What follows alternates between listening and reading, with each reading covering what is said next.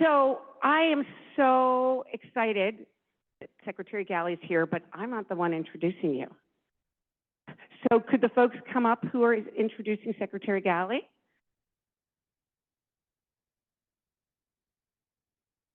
So the two folks who are introducing Secretary Ghaly actually sit on the Master Plan Committee. They are two self-advocates who also work with DVU. So I'm going to hand it first. Hello, my name is Kaylee Stephanie. I'm a self-determination program assistant at Disability Voices United. I'm an autistic and epileptic self-advocate involved in multiple groups, including the Master Plan on Developmental Disabilities, as well as being the treasurer for the Self-Advocacy Board of LA County. The California Health and Human Services Agency is the largest state agency in California and includes the Department of Rehabilitation, Department of Developmental Services, and the Department of Healthcare Services, which oversees Medi-Cal. Dr. Mark Ghaly was appointed as Secretary of Cal HHS, as it's called, by Governor Newsom in 2019. Before taking this position, he worked for 15 years in county health leadership roles in San Francisco and Los Angeles, and is a pediatrician who continues to see patients in the LA safety net system, and he has 4 young children. People with disabilities aren't often heard, so this is very important to us that Secretary Ghaly has come to speak with us today. Next, I'd like to introduce my colleague, Tim Jin.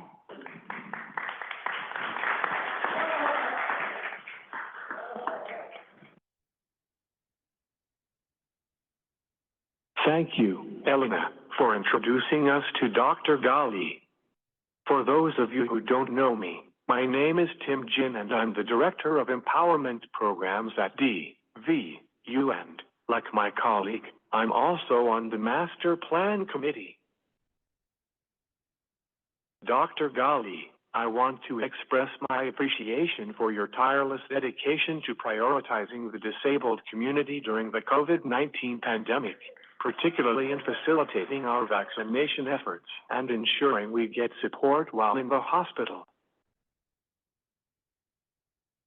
Your continuous advocacy has not only safeguarded our community, but also emphasized the fundamental principle that individuals with disabilities deserve equal rights and equal access.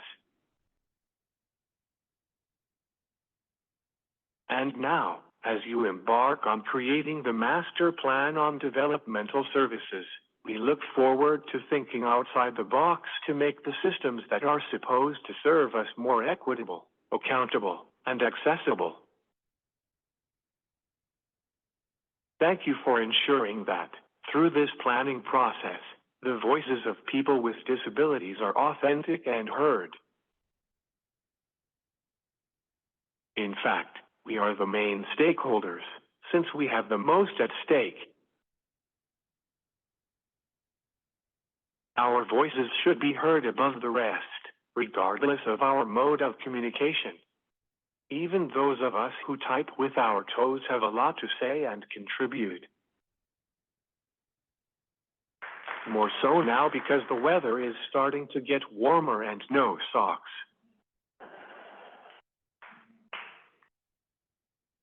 We are honored to have you here today, addressing the Together We Will Be Heard Advocacy Conference.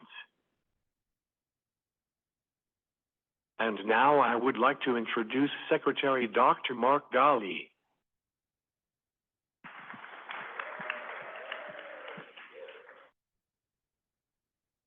Thank you all for that very warm welcome, Lena, Tim. The honor is really mine to be with you all today.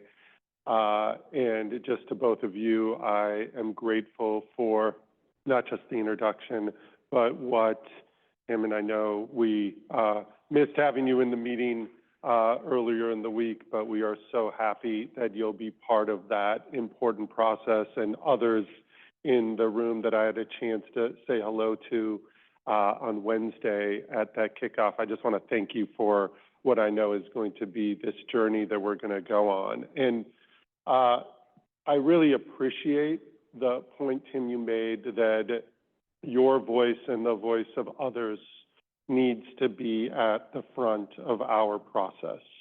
And before I get into my sort of formal, prepared is overstatement for me, but the comments I want to make to all of you today, I just want to say that being able to do that and find space in our process to really lift up the voice of those who live in this system and depend on it and make it work is going to be really critical. And I just want to say that the suggestion box is constantly open for how we do that better and more thoughtfully, and where we're not doing it.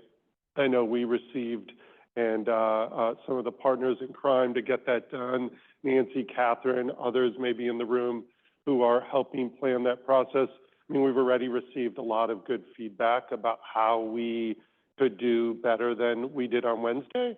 And I think that is going to be really important, and it should never stop. So that door is open.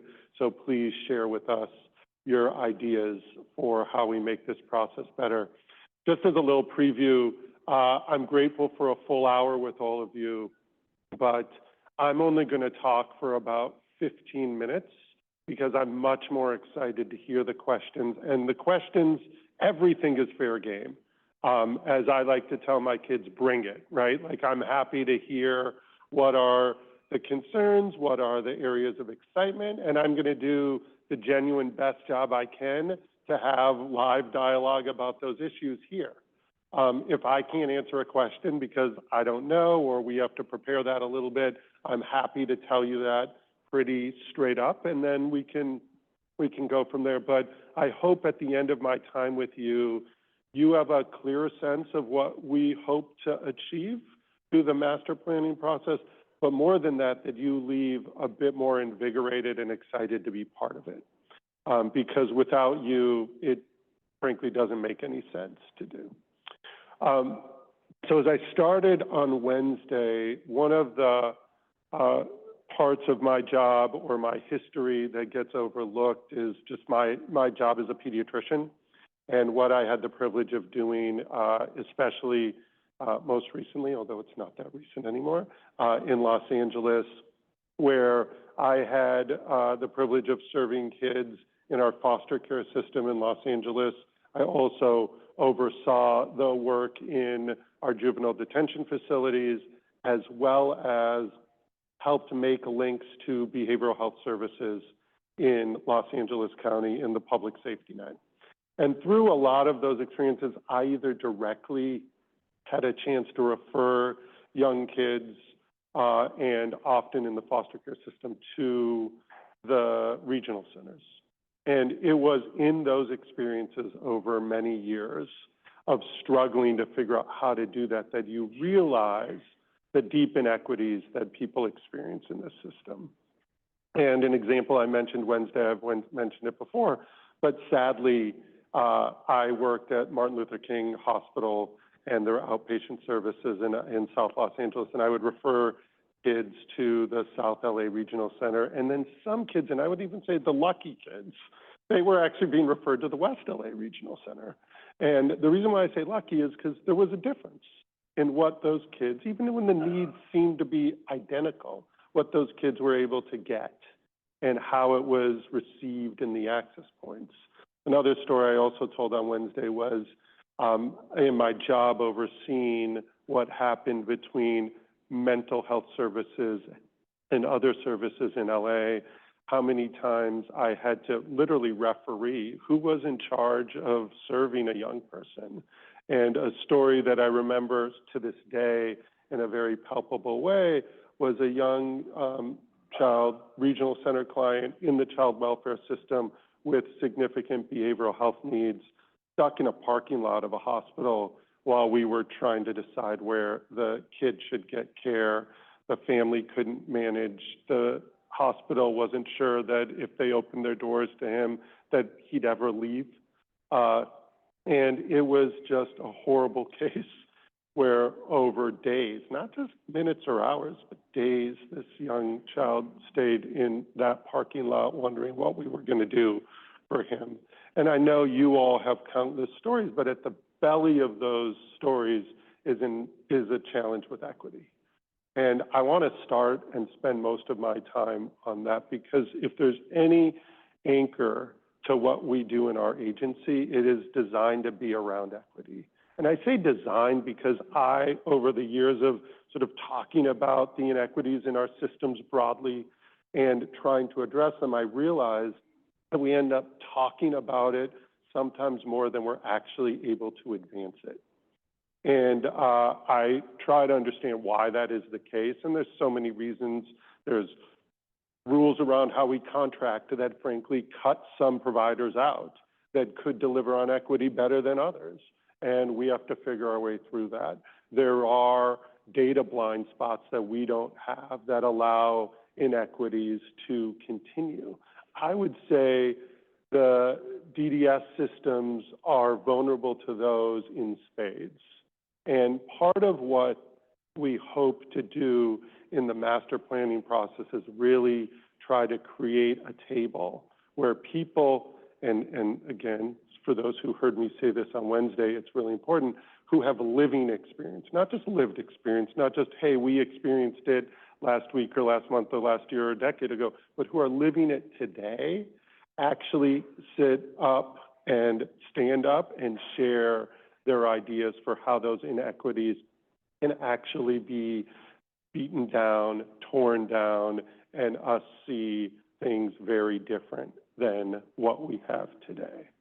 And something I'm going to ask all of you to do, because I think it's very important that we do it, as we dream of this system that looks a little different than today, and we imagine what that is going to look like. I'm just going to ask you all to take a minute. And for me, I do it best closing my eyes and imagining how today's system looks different down the road.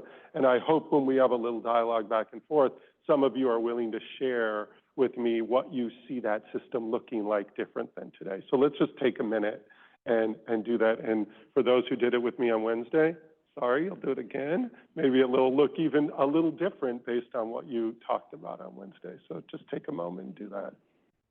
So I'm sure not everyone is done, because there's a lot of reimagining that we can do. But one of the things concretely I imagine is that young boy in the parking lot has a very different story, that they're not stuck in any parking lot anywhere, that we connect them to the care and service they need in a pretty immediate way that's responsive to their needs. And to get there, it's going to take a lot, I know, but I believe through this process, we can do it. I also have spent a lot of my recent career talking about something we say started in my job as a pediatrician, thinking about whole person care, whole family care.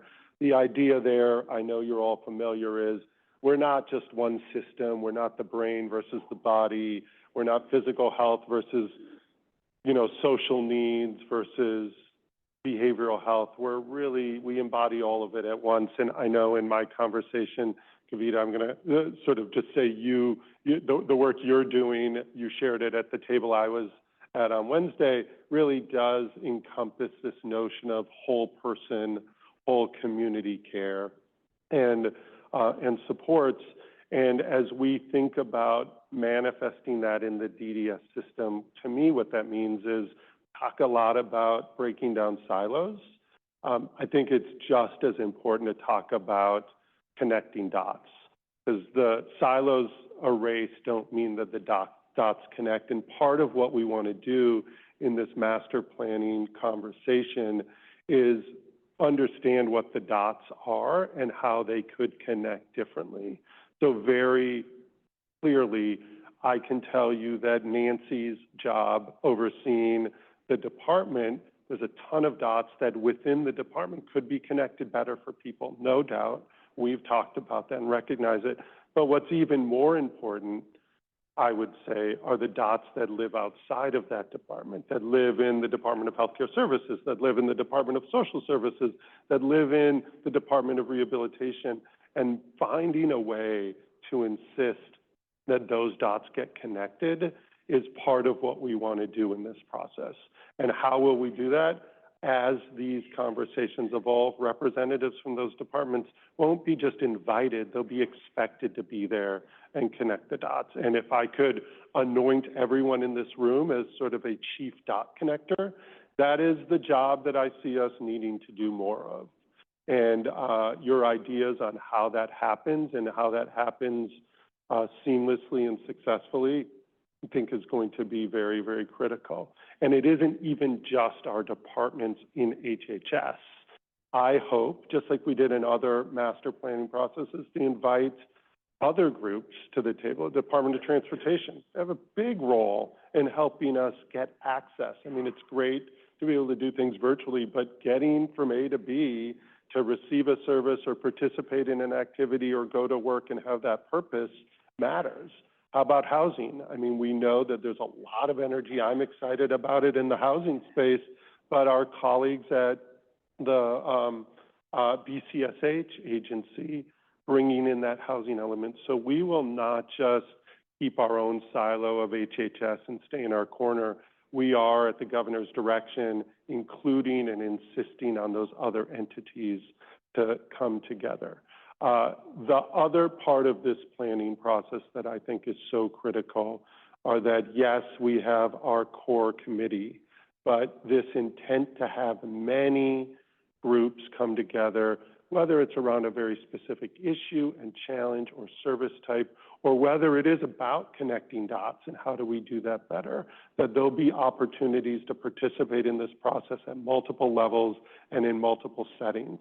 What do I mean by settings? This is not work that just can happen in a conference room in Sacramento. The plan for the show to go on the road, to have either meetings or town halls or roundtables with not just people who are doing the work, but let's invite people from our communities. Let's invite people from those other systems locally. Let's invite the legislators who want to see this transformation be successful as well to be part of that. These are things we've had success on doing in other master planning processes or other planning processes. So in some ways, we know it works. We know it is inviting and important. And speaking of inviting and important, another idea or issue that came up on Wednesday that I think is critical that we push forward as well in this conversation is how do we move from inclusion to belonging? And I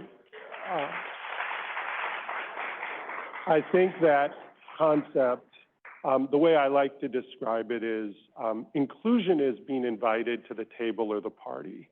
Belonging is being invited to plan the table or plan the party.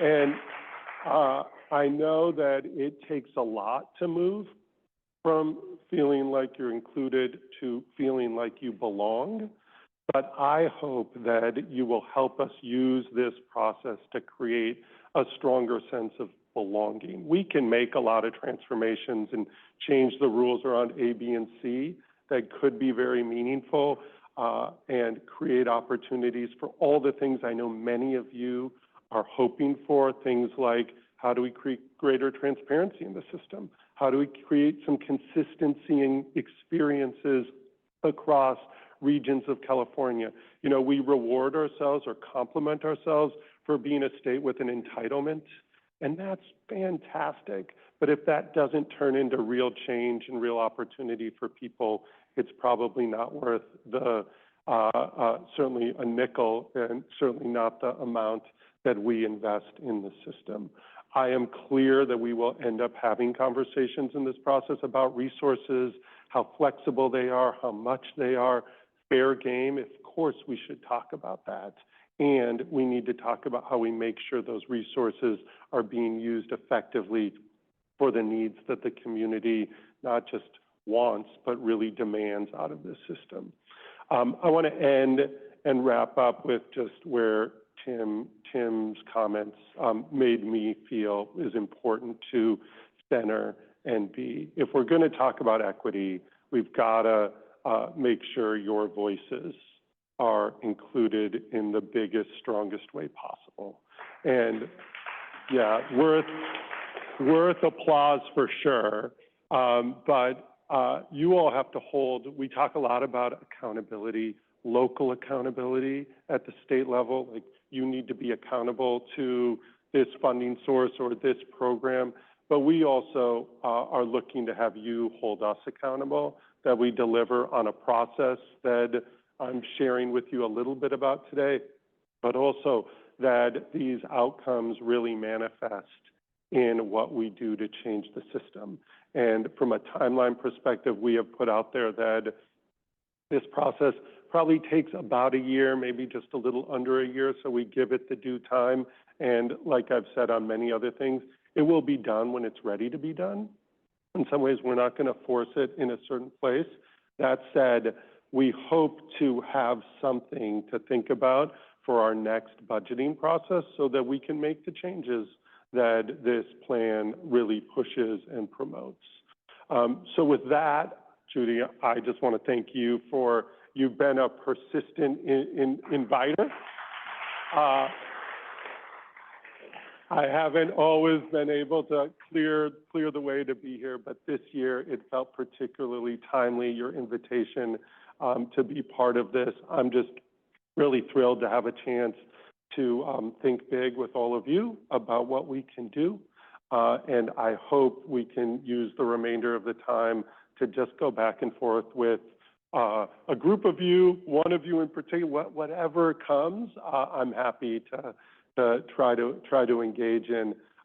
I will say, Judy, just because you mentioned it to me, and it's my personality to try to take things head on when I can. I understand that when we talk at the state level about a master planning process, that people in community are suspect.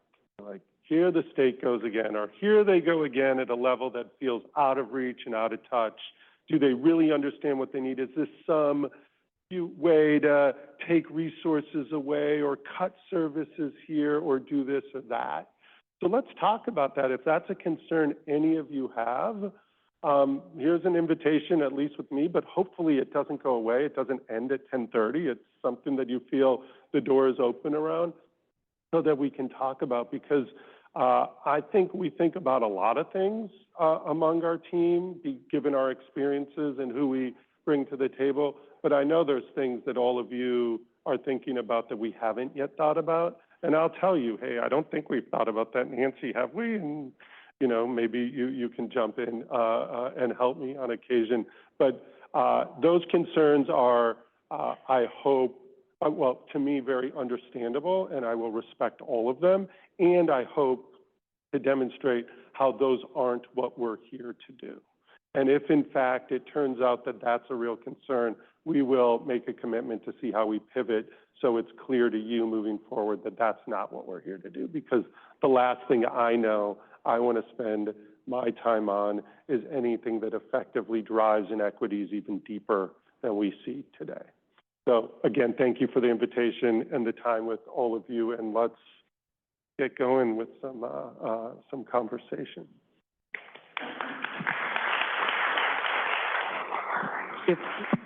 Thank you, Dr. Ghaly.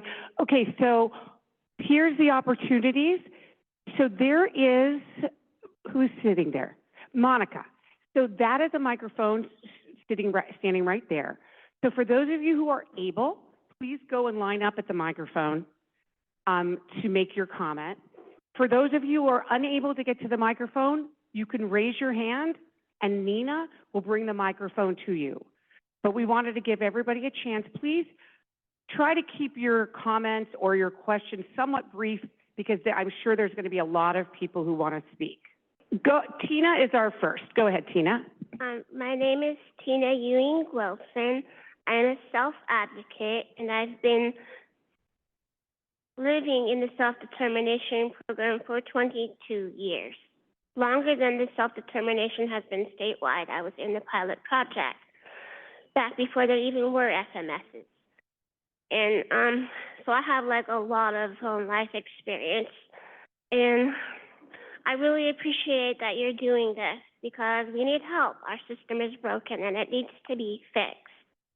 And I appreciate that you say you want to hear our voices, but I want to make you aware of something you might not know. The meeting on Wednesday, for those of us who came online, was extremely frustrating. They didn't have the chat turned on. It was disabled, so we couldn't actually chat. They only had the Q&A turned on. And the Q&A was abandoned. There was no one in there to talk to us or answer our questions. And there were a lot of really good questions and a lot of really good input put into the Q&A. And I just want to ask if anyone's ever going to go and read those things, because there were a lot of important things said there. And there were a lot of important questions. Like, I asked a question that never got answered, so I'm going to ask you, maybe you can answer it. How do I become a part of that program? I have a lot to share. So let me first say that we learned a lot in that first meeting. I think there was a lot done to be prepared, and of course, things that we learned afterwards. And I think the experience for those online will be improved the next time around. I can't, commit to what that looks like quite yet. I think the team's going to sit down, but I think your point is an important one. And we do have an opportunity to see what those questions were and try to answer them. Directly to your question, part of the process, even though the sort of committee is set at its sort of broadest level, our intention is to create in some of the venues that I mentioned, whether it's the show on the road in a local, sort of local environment, have a chance to hear from many others, and there will be a set of, quote, subcommittees that are set up to either deal with specific areas of service or specific opportunities to connect dots. And we hope to include many others in that forum. And clearly one area, whether it was online or in the room, the ability to integrate the public comments in our meetings, not just at the end of the meeting or at the beginning of the meeting, but throughout, is an area that we're going to evolve and get better in. But I hope you'll participate in that sort of general public setting, but also find a way, if it's appropriate for you or others, in some of those subcommittees to be part of the conversation. Thank you. Thank you for the feedback, and thank you for attending on Wednesday. Hi, my name is Stephen Hinkle. I'm a disability rights advocate. I'm a PhD student. And a couple of things here, but I'd like to keep it brief for you. I'd like to say the first question I have for you is, why has the system, throughout the system, we have people with disabilities that end up being the poorest paid people in the state on average? And why? What can the policies and the new plan do to open the door so that people don't lose their supports and everything at the same time, but open the door so we get more people to be able to afford the cost of living in California at market rate, middle class or better?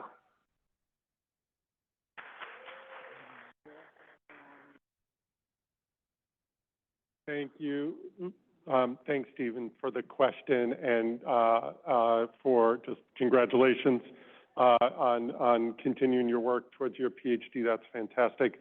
I think, quote, supportive employment opportunities. We had a brief chance to talk about how, whether it's in this system or others, the hope and need for purpose in your daily sort of walk is key. And I think that is going to be an area where we spend some time thinking through what is the Department of Rehabilitation doing, how do we connect dots to some of their exciting work, where do we work with our labor partners here at the state level. There's some interesting work that's being done to advance the ability to bring in folks into our workforce at the state level, but that has to go beyond. So without a promise of where we end up, Stephen, I think there is an opportunity to talk through this, and frankly, we have a lot to do on what people are paid and how much they're paid based on not just their skill set, but their experience. I saw a great T-shirt in a random airport in Imperial County where it said, don't pay me for my time, but pay me for my experience. And how do we take the experience of people who live with disabilities and live in this system to really catapult forward our entire state, and that's worth paying for. So I think there's some opportunities that we haven't yet unroofed to think through. Before we take the next question, I just want to mention for our Spanish speakers, you should definitely ask your question in Spanish if you want, and we will bring the interpreter forward, but you'll have to take breaks in between to allow the interpreter to interpret sequentially. Okay. I'm going to try my best in English because I want you to try to understand me. My name is Ruby Saldana. I'm part of the organization ICC Integrado. I'm also DVU ambassador. But what I want to let you know is we are, the last meeting was kind of 4 hours. I didn't feel representation. We are, the meeting started talking about there is disparities. We are the disparities, but we were the menu there. You just said right now you are part of the conversation or you're on it. We were just part of the conversation. We were the menu there. That's how we feel. So yesterday we had more than 250 people in a meeting, and all of us is panicked. All of them feel the same thing. This is a punishment for us to complain. And you have no idea how this is going to affect us because we know what happened when all of the systems are connected. This is not something that we're not aware because that is happening right now with us. Maybe not with all of these people because I just hearing stories that I never heard, but with us, this is happening, and trust me, this is not good for us. It's even worse. Hopefully, you can hear us. Thank you for the comment. Can I ask you a couple of questions just so we can see how to maybe do better and include that voice? When you said 250 people came together yesterday to maybe, if I understood it correctly, speak about what this process is doing, how do we, who are planning and sort of owning the building of that process, include that in the planning so that I would never discount how you and others feel today, but I would always use it as an opportunity to hopefully do things better and differently so that you can walk away, hopefully feeling, not just believing, that it is meant to improve the experience for Latinos in the system and not make it worse, as I think you were suggesting. So we are hungry, if you will, to really understand what that would look like and why in how we're doing things today, it feels like it's actually going to end up being worse. And specifically, when I think about connecting dots between disconnected programs, I imagine that that means more opportunity to receive what they need. You know, even just shaking your head, clearly think differently about it, but would love to understand why that's the case so we can build that into our thinking and either change the way we're approaching it or work to really make sure your feedback and what we're ending up with doesn't have you feel like you're on the menu, I think you said, but that you're actually helping create what the menu looks like. So that, I mean, if you have anything more to add now, happy to hear it, or we can certainly pick it up later. I don't mean to put you on the spot, but hungry for the information for sure. We are here. We can open the doors for you to come to listen from the Hispanic community, and you will hear stories, horrific stories, what is happening, because what you guys are about to do, we're living it right now. And I didn't believe that when I heard those stories. But when I just saw those stories, I was like, this is real. So you're welcome to come and hear it from them. And how this could be different, include us. Don't let us be just the expectation. We want to be there. If you want to know something about us, ask us. My son was there, and he was frustrated because he was saying, hey, why you don't ask me? Ask me. I'm the client. I'm Hispanic. You're talking about me. Ask us. If you want to know, we're here. We do. Thank you. Thank you so much.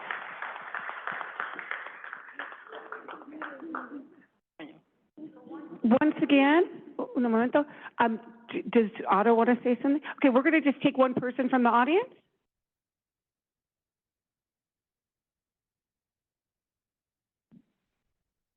Otto uses a letterboard, so this is what he typed.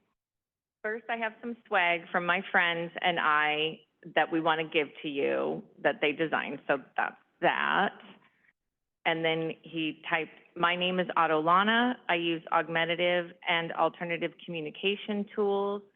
My communication partner will voice over my message. I live in San Diego, and I want to thank you for all your time and passion and your effort to find answers for the next big ideas on inclusion, diversity, equity, access, and support. Notice it's an acronym. And he said, I live in San Diego. I'm dreaming about a system of just say yes, as opposed to what we have now, a fail first system or a wait and see system.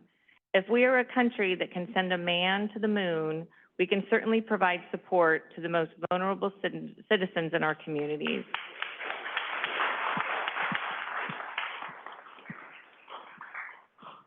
When you judge a society by its most vulnerable citizens and how they are treated, we in California are failing. We can do better. Dr. Ghaly, you are a man of science, and words matter, and words like more transparency are an oxymoron. Either it's transparent or not. Thank you.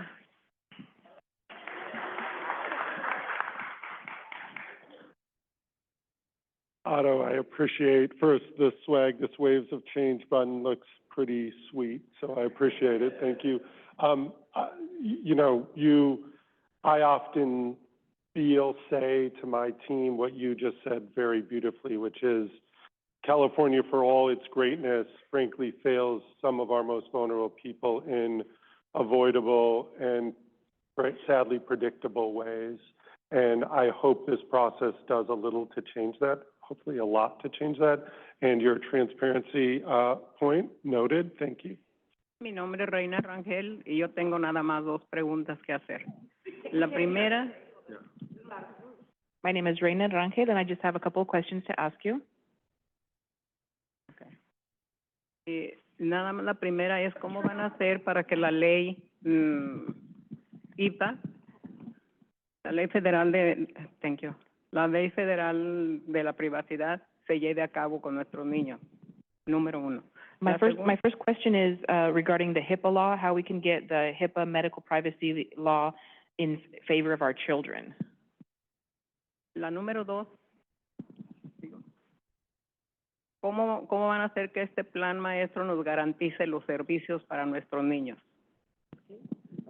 And my second question is this, how are we going to make sure the master plan is actually going to guarantee the services are received by our children?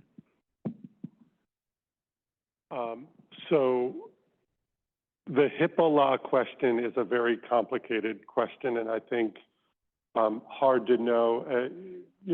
I hope in the master plan process we can illuminate exactly what the challenges are. Obviously, HIPAA was designed in a way that, quote, protects folks, and sometimes we see how that urge to protect information creates the inability to connect dots, if you will, between service types or providers or information that's obviously in front of us.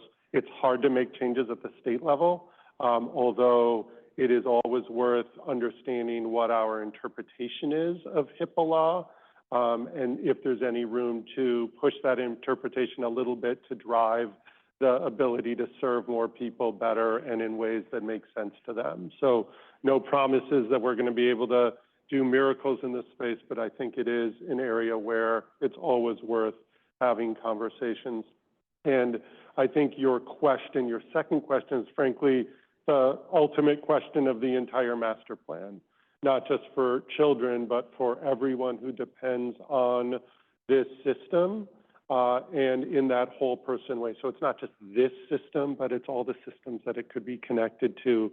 And it's only worth what we're going to put into it if, at the end of the day, people are getting what they need, when they need it, how they need it, to be able to do the things that I think Stephen raised, which are participate in employment or other things that bring them joy as much as possible. I don't know if I already knew the answer, I hope wouldn't have to go through the planning process, but that's going to be part of the work in front of us. Thank you for your question.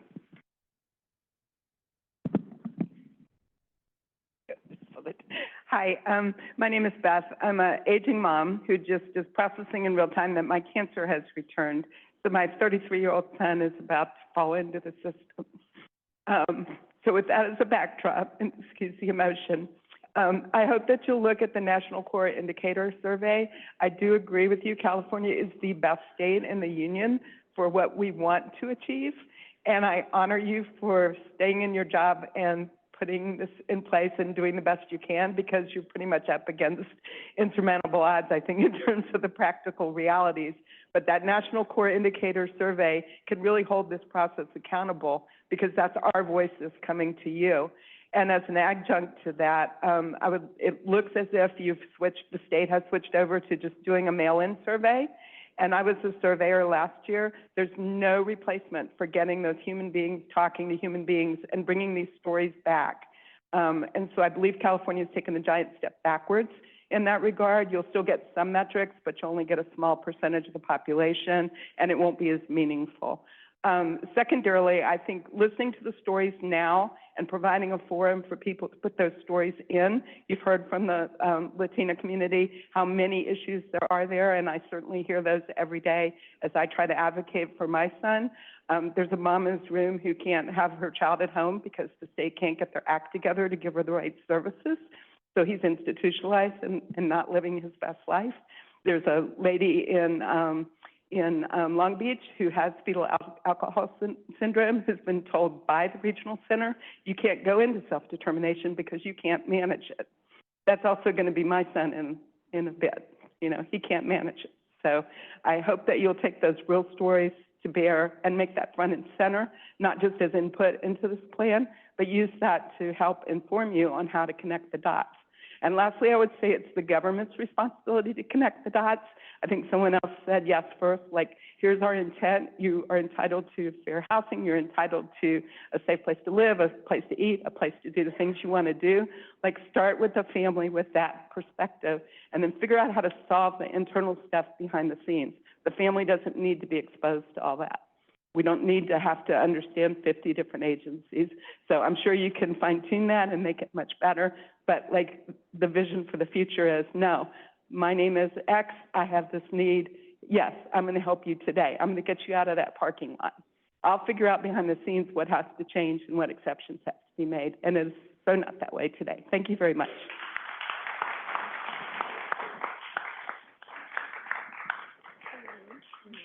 Good morning. Before you go, I just want to acknowledge the statements, comments, questions, and just looking at the line and knowing my time, I could dive in for a long time. I hear you on the core indicator. Please, like, touch base with Nancy on that, and I hope. Yeah. And just, again, I just want to acknowledge the important personal information you shared with me in the room, and wish you well on your health journey, and for you and your son. Yeah. Good morning. My name is Grace Leroy Logie. I'm a community advocate as well as a parent advocate. I have two sons who have disabilities. The challenge that I have faced with my youngest son, who is now 21, he's required nursing care since the day he was born and discharged from the hospital, but it has been very inconsistent. Upon him turning 21, it was highly suggested to me, after keeping him home for almost 21 years, that I should institutionalize him, because there was no nursing care that would possibly be available to take care of him 24/7. I was encouraged time and time again. I advocated, was able to get 3 separate regional center contracts in order to keep him home, because there was no HCBA funding available to be able to do so. We finally got the HCBA waiver, but because we're getting HCBA, we now have to relinquish the IHSS hours. However, I don't always get nursing care, because nursing care in Orange County, especially South Orange County, is very difficult to get. So on top of the fact that I am a full-time mom taking care of him when I don't have a nurse, I now will not be compensated because I have to relinquish the IHSS hours in order for him to be able to have the HCBA waiver. So that is a challenge that I think really needs to be addressed.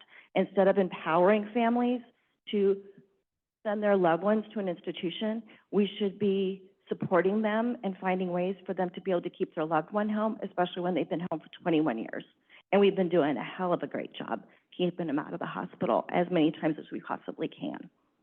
My second situation is I have a 26-year-old son, high-functioning autistic, OCD, ADHD, mental health situation with anxiety and depression. However, he does not qualify for regional center because he's too high-functioning. His mental health needs are not being met. We have a lot of this going around with a lot of our IDD population, that they are not acknowledging the mental health services they so desperately need. And not only do they need it, but the families that have been supporting these individuals for their entire life also need it. Thank you.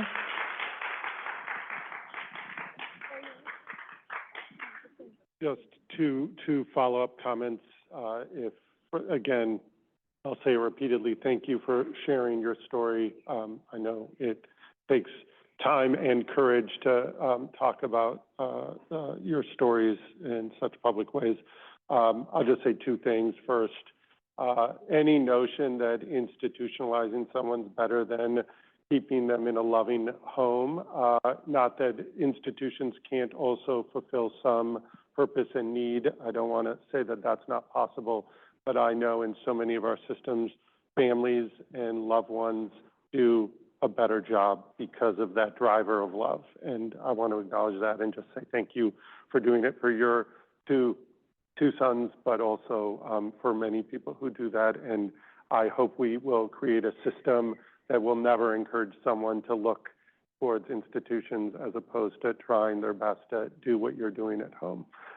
Nancy and I sort of nodded about some of the eligibility questions and the connection to IHSS, and I appreciate that it's not your dot to connect, but we need to create the systems to make sure that you're supported to do that. And the behavioral health comment, ditto, no, this is not just an issue in this room, but this is an issue very broadly, and we have a long way to go. A lot of desire and interest in California, but we have a long way to go to make the system what it should be for not just your son, but also many, many others.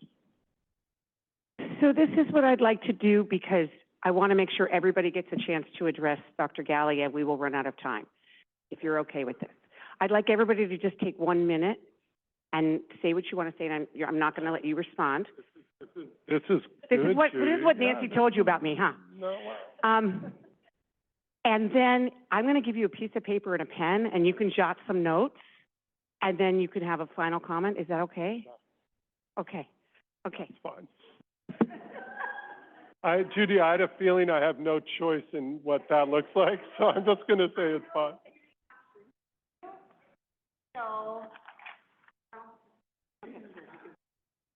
And this isn't the last chance for me to hopefully do this. I appreciated the invitation to sit with, I'm going to say, the Latino coalition or community that has a table, but this hopefully isn't the only time. All right, I'm going to write away, but and I'm even going to put this down so I don't have the urge to.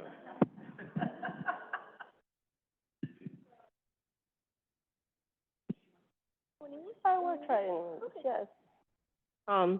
Hi, everybody. My name is Maria Lopez. I am a mother of 2 adults with special needs. My youngest son is client from Regional Center, for South Central Regional Center. And I have been working very hard for a lot of years with my son, with my community, families. And for me as a Latina, it's so difficult to understand this plan.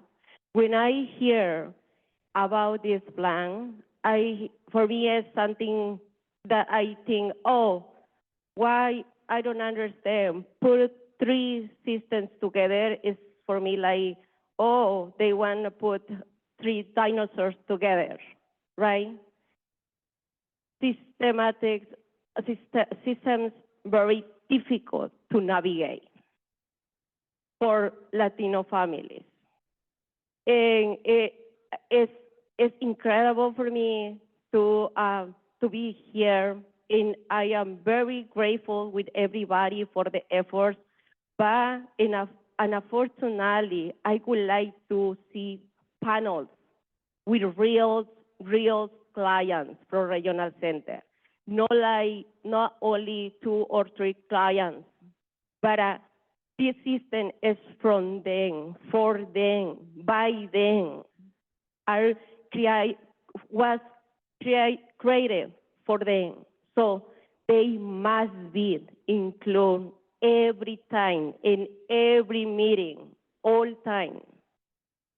I would like to be sure that I am saying everybody is understanding, because I am Latina, I am learning to speak English, but I would like everybody here that this system for me, the master plan for me is not easy to understand, because my dream as a mother, and also a lot of dreams for clients, is to be free, to be including, but included in everything, not just in a vendor or a facility or something like that. Be included in the real life, in everything. So thank you everybody for here. Thank you for including me as a Latina, and I had a lot of concerns, but I know everybody needs to have the opportunity to speak with everybody. So thank you very much, everybody.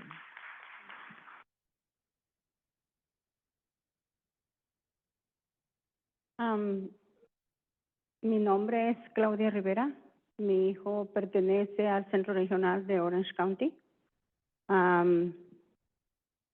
Claudia Rivera. My name is Claudia Rivera, and my son belongs to Central Regional Center in Orange County. Nosotros como latinos creemos que ya vivimos en un sistema quebrado y estamos ahorita, yo pienso que ustedes nos quieren imponer otro sistema que no sabemos cómo funcionará. As Latinos, I believe that we already live within a system that is broken, and it feels to me that right now you're trying to impose upon us a new system that we won't understand. Y lo sentimos peor por la disparidad que nosotros vivimos día a día, los hispanos. And as Hispanics, we feel even worse due to the disparities that we face in our daily lives. Yo tengo 4 preguntas que hacerle para este master plan. ¿En cuántas áreas cubrirá el master plan? So I have 4 questions regarding the master plan, and first of all, I would like to know how many areas will be covered by the master plan. ¿Y cómo se entrenará y quién entrenará a cada experto en cada una de estas áreas? My question is, how is it going to be delivered, and how will there be training provided in each one of the areas as well? Porque se necesita un experto para conocer a nuestros hijos y saber sus necesidades. What we need is someone who is an expert to be able to understand and get to know our children, to really truly understand their needs. ¿Y cuánto dinero ustedes invertirán en cada experto para entrenarlos en cada una de estas áreas? My next question is, how much money are you going to invest in each of these experts to be trained in each one of these areas? El mayor temor de nosotros los hispanos, porque en realidad no hemos tenido ninguna información del master plan abiertamente, pero el mayor temor de nosotros los hispanos es que ustedes nos quiten los derechos como padres de nuestros hijos incapacitados. The biggest fear as Hispanics, because we really have not had any very open information about this, but our biggest fear as Hispanics is that the master plan intends to remove our parental rights of our children who have disabilities. Thank you. Thank you.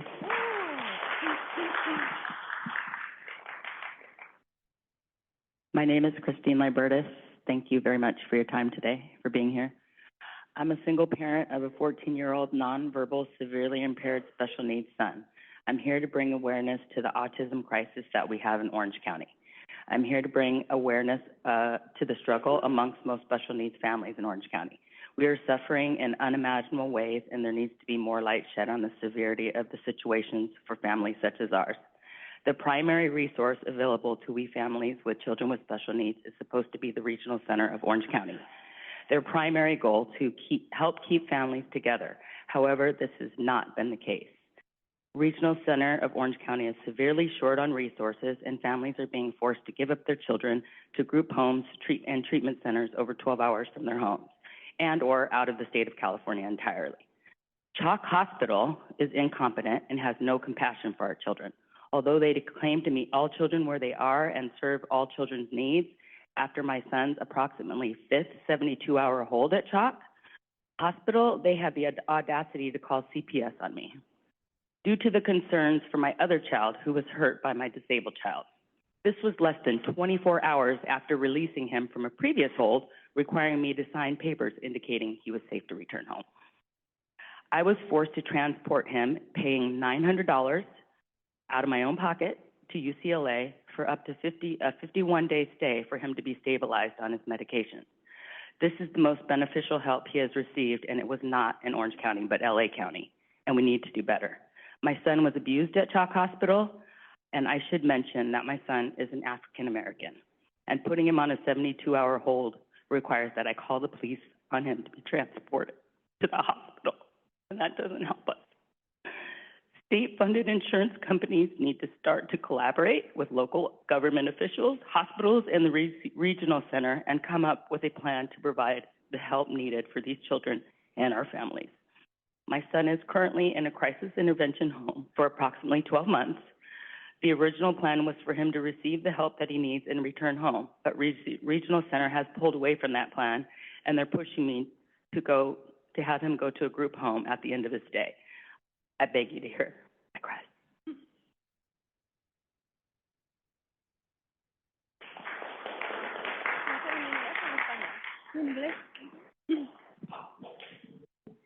I can't help myself but just want to really acknowledge hearing the stories and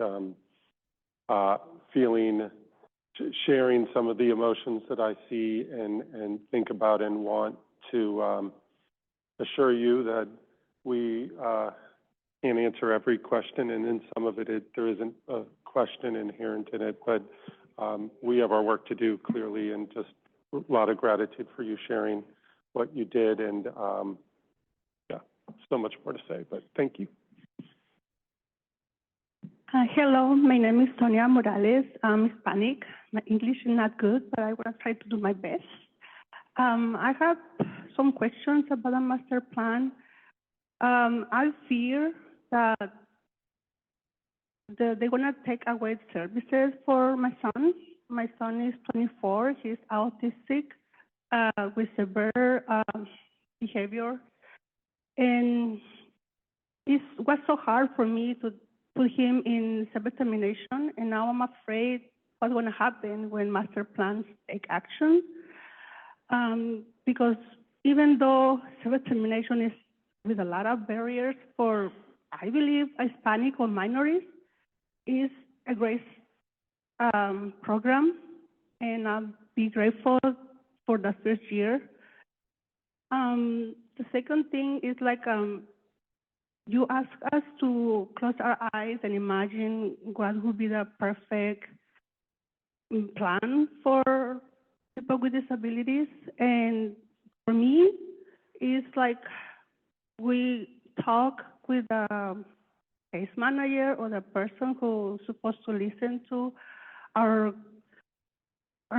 children's needs, and they don't judge us, don't question if we're saying the truth or not, and try to give the service right away.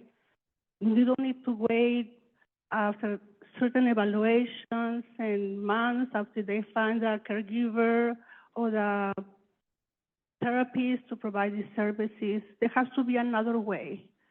For last, my son has anxiety as well, and next month we're gonna take him to the hospital to have some procedure because they need to sedate him to clean his ears because in November he has a severe ear infections. I wouldn't know because he's not verbal, and it was so hard for me to take him to the emergency room because he has self-injurious behaviors, and people look at him and he gets more anxious, and it's so hard for me to take him to the doctor. That's why it takes too long to take him to the emergency room. Worry that if they see bruises on his face or his ears, they might think I'm harming him because they don't understand what is autism, what is self-injurious behaviors, and I shake. I was so nervous taking him to the emergency room. When I had to take him to the doctor, I mostly use videos. Now we have videos visits after the COVID, but before it's so anxious. Everybody is so anxious being in traffic with him, and we need to go to drive like an hour for the procedure next month, and I'm afraid what's going to happen. But thank you. Okay, we're going to go over to William over here. Please, please, please keep your comments very brief, or because we're already at time. We're over time, okay? We're not going to be able to get through everybody. My name is William Del Rosario. I am a consumer served by Regional Center Orange County, and I live in the city of Orange. Thank you for making the time to be here. Everyone has the right to be heard, but it starts with access to our communication and the support staff we need. How we communicate and what we need to do so should come first, but it is often last or not considered at all. It takes a lot for me to type, and I have been in meetings where I am muted by not having access to the chat, or my comments don't get read. Every voice, even those that are quietly loud, are equally important. Please help put communication access come first for everyone. That was an excellent example of brevity and getting your point across. Okay.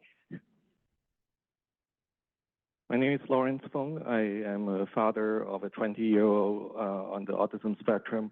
I'm also associate professor of psychiatry at Stanford University, and I direct the Stanford Neurodiversity Project and the Neurodiversity Clinic.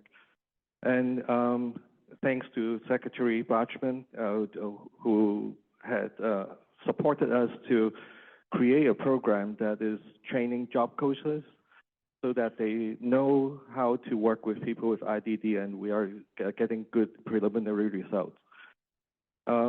As much as we're seeing good results, we are seeing a lot of need for the strength-based approaches to be included. So what I urge you to consider is to include the strength-based approach in the master plan, and also remember the people that are forgotten right now. A lot of people that I take care of and also participate in our program there are hundreds of them that are not regional center bound, and they get basically no services. And they are, some of them are very capable people that have college degrees, but they are in a dead end. So I will speak for them, and I hope that you will consider helping these individuals.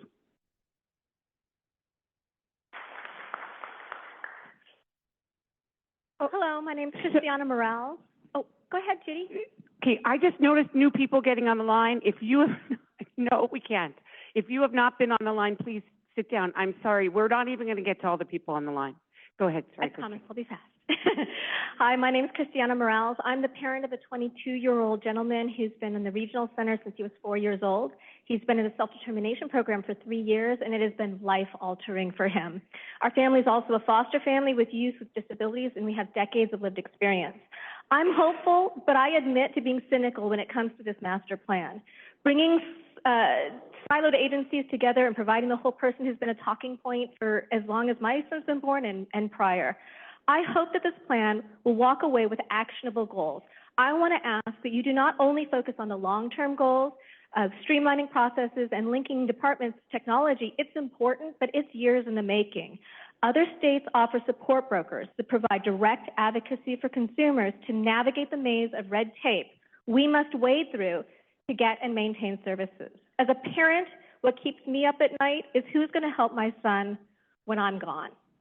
His circle of support may be able to help him manage his money, but there is no way that they can maintain his Social Security benefits, his IHSS, his DOR, his Section 8 housing, and his regional center services. So please think about the things that need to happen for people today to help them today when you're thinking about your master plan. Thank you.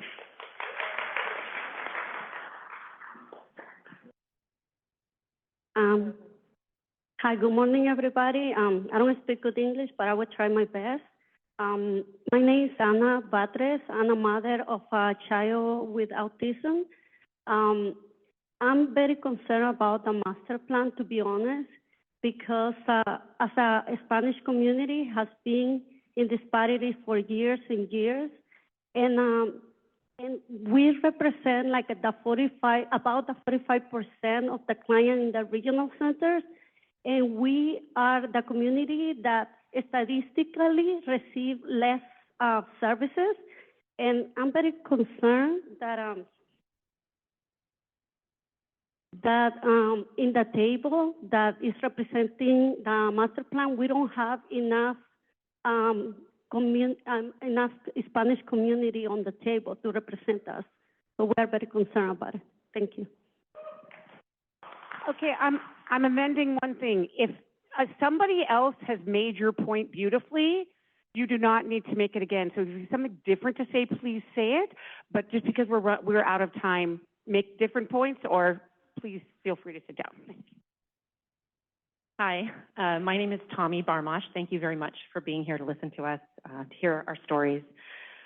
I have a 24-year-old son who is a client of the Regional Center, and like Bella, Otto, and William, he communicates using alternative methods, spelling, typing to communicate. And as you can see, they rely completely on a trained and trusted communication partner to support their communication and all of their lives. I think the main thing I want to say is that we are in self-determination and we have had a positive experience, but we still, year to year, live with that fear that we're going to say the wrong thing or we're going to get a new service coordinator, and that power differential between the service coordinator or the people in the decision-making position in that meeting that we don't even know who's meeting to speak about us, and our family, that power differential is across the board, regardless of who you're speaking to. And so I guess my question to you, because I love these conversations at the conferences, they don't ever get down to the day-to-day conversations that we have. Our service coordinators, a lot of them don't even understand self-determination. So I don't know how this complicated connecting the dots is going to get, the complicated connecting of dots, how are they going to understand that when they're like inundated and are trying to figure everything out? So I guess my question is, how will these forward-thinking, high-level, progressive conversations make their way down to those who are directly interacting with our families day to day?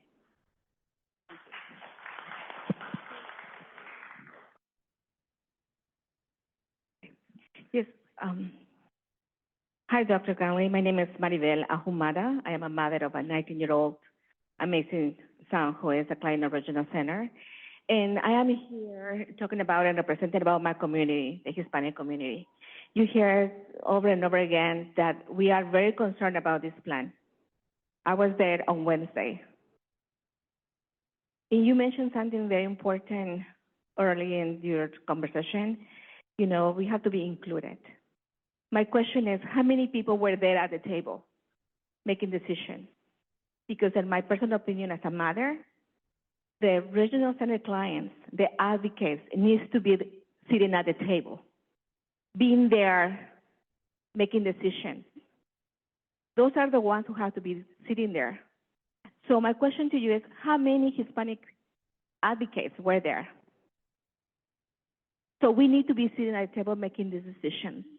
I am very grateful to DDS, Nancy. She's very supportive of us, and I thank you for that. But sometimes you well-intended intentions, down the line when it gets to where it's supposed to be done, everything changed. Nothing is delivered as written. So I always say, if nothing is delivered as written, it doesn't work. And who is the more important? Us, the community, the minorities in general. But as a Hispanic, I'm talking about myself because I've seen it daily. And you said that we can reach out to you, and I want to invite you officially for you to come to our cafecitos. I'm also a co-founder of the Integrated Community Collaborative, where we also are partnered with DBU, which I am also an ambassador, an emerging leader. So I'm officially inviting you to come to our cafecitos and hear our community. You're really going to understand what our community are really concerned about this master plan that is not working for us. So I'm just going to read something really quick, Judy. Please, something really quick, and I promise I'll be done with this. I'm even checking. I don't believe this master plan can work for our Hispanic community. We have experienced abuse of power for many years. This is why we cannot trust the master plan bring to us more scarcity, and this is our reality. This is why they silence us. This is why we do not have voice in the plan. I'm going to give you an example. At least you can define the problem and define the solution that makes us everyone better. We will end up in a worse place than when we started. In addition, we are not represented. Having a Latino last name does not make you an expert. And you need, and worse, all these years of adversity in the regional centers. We need a change. We need your support. Thank you.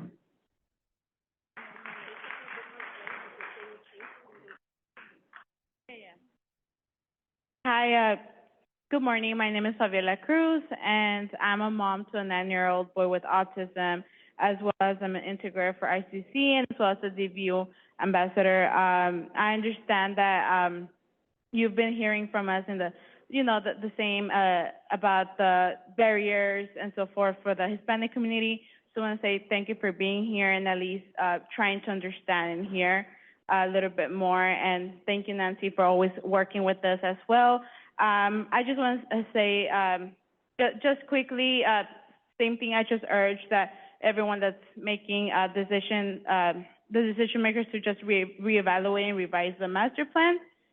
That is inclusive, equitable, and responsive to the needs of all individuals with disabilities, especially from the Hispanic community. I won't repeat myself, but again, I just want to urge you just to listen to us in the Hispanic community. Thank you. Very quickly, Dora Contreras, grandmother. I want to talk as a grandmother first for a 31-year-old grandson that I raised from the time he was a toddler. And I just want to make sure the master plan contains something about the care facilities, because he lived half of his life in care facilities because he's an individual with complex needs. The other thing that I want to say is, what is the elephant in the room? The elephant in the room right now is the fact that the tone of the country is very anti-immigrant, and we all know that. We are a Latino population, and by the way, Dr. Ghaly, you didn't meet me because I was late the first day, but I am on the committee. And I feel the weight on my shoulders right now because I'm representing the Latino community, and that's a lot. I belong to the ICC organization. I'm now an advocate for families to navigate the system. But what I want to say is because of the tone of the country, all of the Latino families, these systems, whether it's Medi-Cal, whether it's food stamps, whether it's IHSS, we're always burned. We're always burned. We're treated disrespectfully. I've taken people to these different places and we're treated disrespectfully. So it's hard to believe that now all of this is, I just want to put a context to that. It's hard to believe that all of this is going to come together. Thank you. Hold on. I'll give you a little switcheroo here. Habla aquí. Thank you. Thank you, Doctor, for listening to us. I'd like to connect a little bit with the story that you gave us. I'm just going to change the name of the character. Juan Perez. He's 2.5 years old. Severe autism, nonverbal. He harms himself. And at every time, he puts himself in danger. When we started with DPS, all of the professionals would arrive before I would. In a different room, they would meet and they would confer to see what type of services they would deny. And I fought for 13 years against the school district for language therapy and for a communication device. And I'm very, very worried because this master plan, its main objective is for the systems to be connected. And this, to me, is terrifying. If before they would come to some certain agreement and connect, now connected, I don't know what might happen. In my humble opinion, I think that privacy should be taken into account. Information privacy should be taken into account. And the consumer, the client, must belong to this circle where they can decide what services are needed and required. And for the civil rights to be guarded and safe kept of all these individuals with who are disabled, and for the master plan to be eligible, for it to be an option rather, not an imposition. Thank you very much.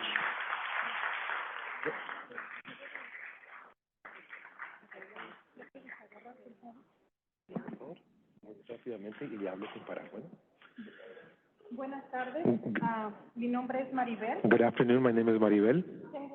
I have a son who has special needs, and he's a client of the regional center. A while back, you asked a question, and you asked how we would imagine these systems. And so I'm imagining an equal system where our children can have services without barriers, without obstacles, that's equal, transparent, a system where Latinos will be included, a system that is easy to navigate, it's responsible, a system where our children will have the chances, real chances of education, a system where there is no disparity, because right now, for Latinos, none of this exists.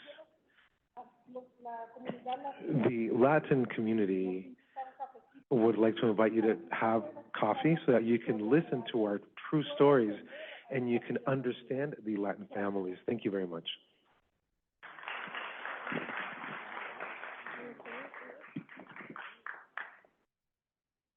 Good morning, Dr. Ghaly. My name is Valerio Baca, and I have two children clients of Redwood Coast Regional Center. You mentioned earlier today that the HIPAA law is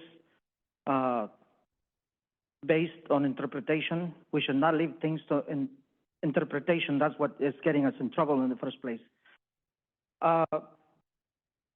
how is DDS going to get the master plan to work without violating the client's HIPAA rights? And will the clients have the option to not participate in the master plan? Like someone already said, this needs to be an option, not an imposition. Thank you very much. I like it better.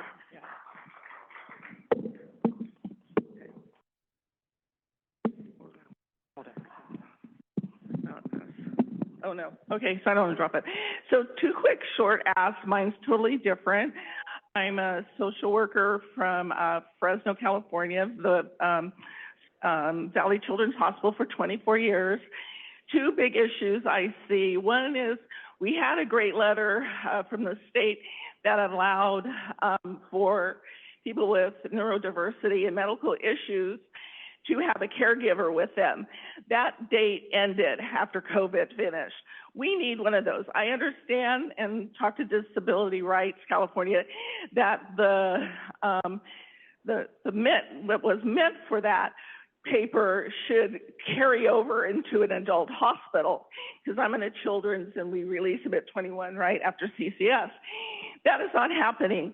We're having to work very hard with these adult hospitals to make sure that their caregivers are there and why they should let them there. Also, the second one, really quick, is that the people talking to each other need to be talking to each other when they come in for, like they've said, with mental health. They might be a foster child with diabetes, and they're staying overnight for nights and nights in the hospital, or we're watching them for weeks and weeks because there's no one to take care of them. And everyone's pointing the finger at someone else. CPS says, no, you got to pay. We're not going to give a sitter.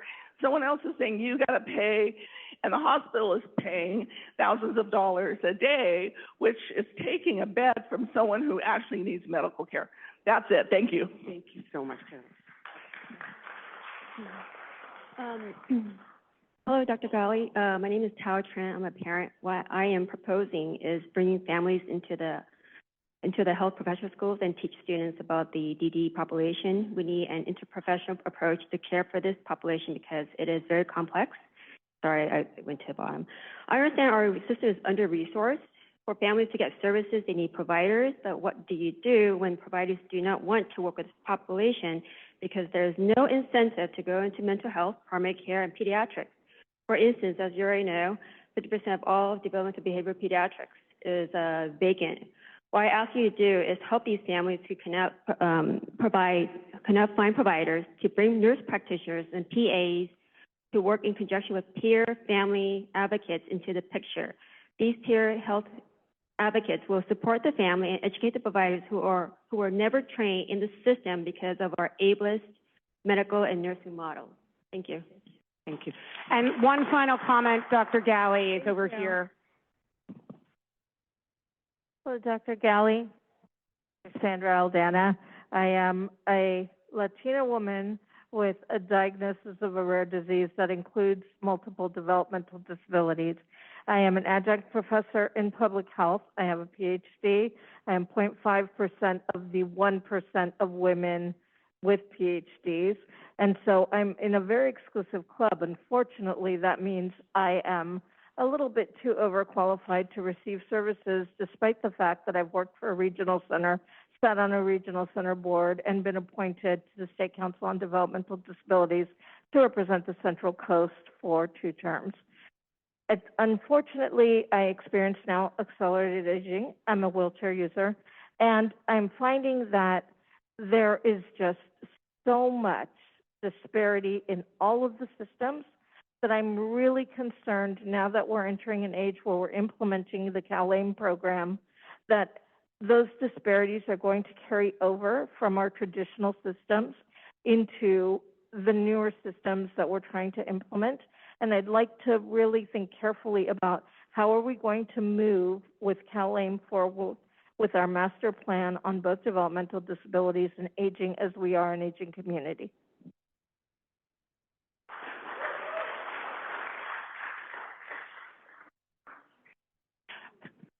Thank you, Dr. Ghaly. we're running so behind, and I apologize to our next panel. Yes, apologies to the next panel, and thank you, though, for allowing me to listen to stories, comments, everything from the first comment to the last. Very much appreciated. I think just some impressions that I will wrap up with. The good news is we're at the beginning, and we are not in any way wedded to what you have already heard, right? So there is room for shift and transition in how we do it, what we focus on. And I especially want to just take a moment, and Judy, I appreciate that you ask people not to share something that already, there is power in hearing the same thing over and over and over. There is no denying that. And I just want to say, especially to the invitation to Cafecitos, I will be there. I look forward to just having that conversation.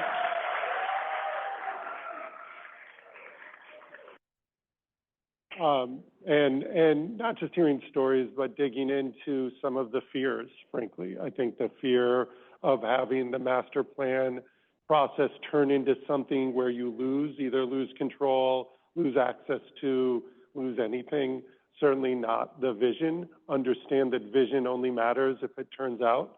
And if that's an unintended consequence, that's a big deal. So I want to just lift that up.